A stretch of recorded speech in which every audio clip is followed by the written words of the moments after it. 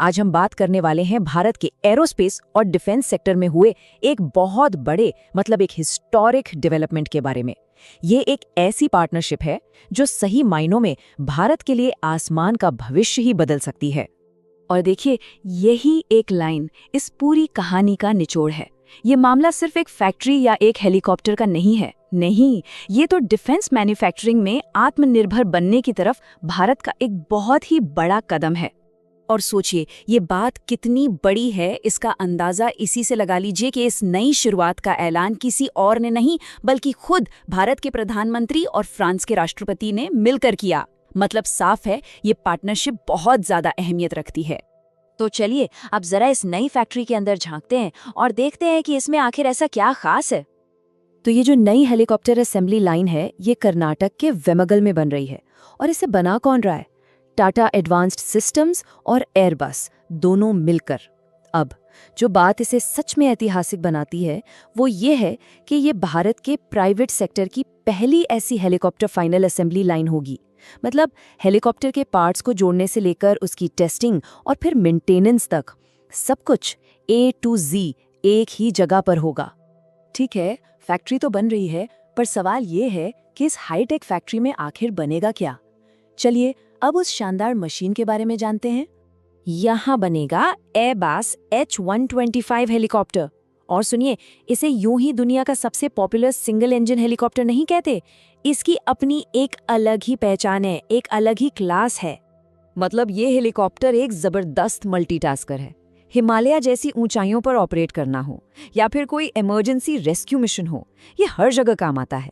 इसे पैसेंजर और cargo transport के लिए तो यूज कर ही सकते हैं, साथ ही डिफेंस और सर्विलांस के लिए भी ये परफेक्ट है। और इतना ही नहीं, भविष्य में इसका मिलिट्री वर्जन H125M वो भी भारत में बन सकता है। इसकी पूरी संभावना है। और अगर इसकी काबिलियत का सबसे बड़ा सबूत चाहिए तो वो ये है कि ये दुनिया का इकलौता, जी हाँ, एकमात्र ऐसा हेलीकॉप्टर है जिसने दुनिया की सबसे ऊंची चोटी माउंट एवरेस्ट के शिखर पर लैंडिंग की है। ये एक ही फैक्ट इसकी कमाल की इंजीनियरिंग और हाई एल्टीट्यूड परफॉर्मेंस बताने के लिए काफी है। तो सवाल ये है कि ये सब जमीन पर कब उतरेगा? तो देखिए, फैक्ट्री का काम शुरू हो चुका है और सिर्फ एक साल के अंदर यानी 2027 तक पहला made in India H125 helicopter बनकर तैयार हो जाएगा। कितनी बड़ी बात है। चलिए अब जरा बड़ी तस्वीर देखते हैं। ये एक अकेली फैक्ट्री भारत के बड़े मिशन मेक इन इंडिया के लिए आखिर क्या मायने रखती है? देखिए, इसके सीधे सीधे 4 बड़े फायदे हैं। नंबर 1, डिफेंस की जरूरतों के लिए हमारी दूसरों पर निर्भरता कम होगी। नंबर 2, देश में हाई स्किल वाली नौकरियां बनेंगी। नंबर 3, हम ये हेलीकॉप्टर अपने पड़ोसी देशों को एक्सपोर्ट भी कर पाएंगे। और चौथा, और ये बहुत जरूरी है, हमारी सेना को ऊंचे पहाड़ी इलाकों में एक जबरदस्त ताकत मिलेगी। तो असली सवाल ये ही है कि ये एक प्रोजेक्ट भारत के फ्यूचर के बड़े प्लान में कहाँ फिट बैठता है। देखिए, ये प्रोजेक्ट एक बहुत बड़े बदलाव का सिग्नल है। एक ऐसा बदलाव जो भारत की पहचान बदल रहा है। अब भारत की इमेज सिर्फ डिफेंस का सामान खरीदने वाले देश की नहीं रहेगी, बल्कि अब हम उन्हें बनाने वाले एक बड़े देश बनने की तरफ बढ़ रहे हैं। और हाँ, एक बात और, ऐसा नहीं है कि ये सब रातों रात हो रहा है। इसकी जमीन पहले से तैयार है।